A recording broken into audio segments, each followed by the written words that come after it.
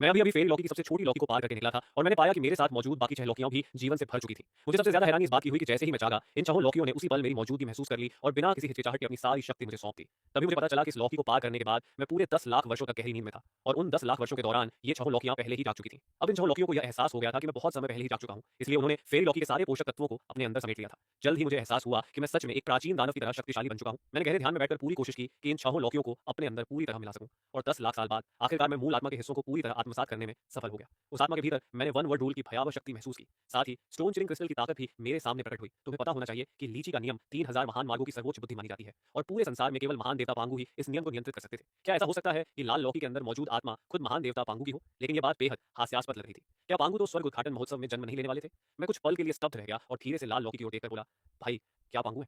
अंदर से एक भारी और गहरी आवाज गूंजी, पांगु? वह कौन है? उस आवाज को सुनकर मैं फिर से चौंक गया। सामने वाला झूठ बोलता हुआ नहीं लग रहा था। इसके बाद अगले कई लाख वर्षों तक मैं बाकी 5 मूल आत्माओं को भी धीरे-धीरे अपने अंदर समाहित करता रहा। हर आत्मा की शक्ति बिल्कुल अलग और अद्भुत थी। एक आत्मा ने मुझे समय के प्रवाह को अपनी इच्छा से नियंत्रित करने की क्षमता दी। मेरे शरीर के चारों ओर एक रहस्यमय समय क्षेत्र बन गया। अगर मैं लौकी के भीतर 1 साल साधना करता, तो वह बाहर की दुनिया के 100 वर्षों की कठिन तपस्या के बराबर होता। इससे बाकी आत्माओं को आत्मसात करने की मेरी गति कई गुना बढ़ गई। दूसरी आत्मा ने मुझे पिछले जन्मों के रहस्यों को समझने की शक्ति दी।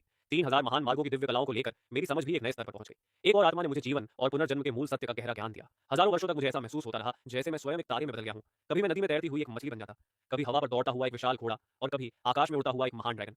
मूल आत्मा के 5वें हिस्से की शक्ति इतनी भयानक थी कि उसे शब्दों में बयान करना मुश्किल था। वह एक ऐसे काले अंधकार की तरह थी जिसे देखा भी नहीं जा सकता था। वह इतनी भयावह शक्ति थी कि उसे देखा भी नहीं जा सकता था, लेकिन वह संसार की हर चीज को निगल जाने की क्षमता रखती थी। छठी मूल आत्मा की शक्ति अराजकता के बादलों जैसी थी। उसके भीतर संसार के सभी तत्व समाये हुए थे। हर प्रकार के गुण और शक्तियां उसमें एक दूसरे के साथ घुली मिली थी, इतना कि उन्हें अलग पहचानना लगभग असंभव था। छहों मूल आत्माओं की ताकत इतनी अपार थी कि मैं खुद को बेहद तुच्छ महसूस करने लगा। आखिर मेरी क्या उपयोगिता है? मैंने ऐसा कौन सा पाप किया है? मैं पूरी तरह भ्रम में डूब गया था। हम सब लाल लौकी की बेल पर उगे थे। हम सबकी जड़ एक ही थी। फिर भी बाकी 6 मूल आत्माएं इतनी शक्तिशाली थी। लेकिन मैंने खुद को ज्यादा देर तक निराश नहीं रहने दिया। लंबे समय तक खोज और अनगिनत प्रयासों के बाद आखिरकार मुझे अपनी असली विशेषता का पता चल गया। मैं जन्म से ही पुनर्जन्म की शक्ति के लिए बना था। सीधे शब्दों में कहूं तो मेरी शक्ति एक सुपर पुनर्जन्म थी। मैं किसी भी रूप में बदल सकता था और हर चीज को अपनाने की क्षमता रखता था। तभी मुझे समझ आया कि लाल लौकी की इस दुनिया में एक श्रेष्ठ मूल शक्ति कितनी महत्वपूर्ण होती है। मैं फिर से उत्साहित हो गया। बाकी 6 मूल आत्माओं के पास अपनी अपनी दिव्य साधनाएं थी, तो मैंने सोचा, क्यों ना मैं 6 मूल आत्माओं की शक्तियों को अपनी साधना कला के साथ मिलाकर एक नई और अद्वितीय दिव्य कला तैयार करूं। ये सोचते ही मैं तुरंत उस दिव्य कला की जड़ और उसके स्रोत पर शोध करने लगा। पता नहीं कितने वर्ष बीत गए। अनगिनत वर्षों की मेहनत और निरंतर सुधार के बाद आखिरकार मैंने सच में एक नई दिव्य कला बना ली। इस दिव्य कला में 6 मूल आत्माओं का सार समाहित था। मैंने इसका नाम रखा रेड गॉड नाइफ।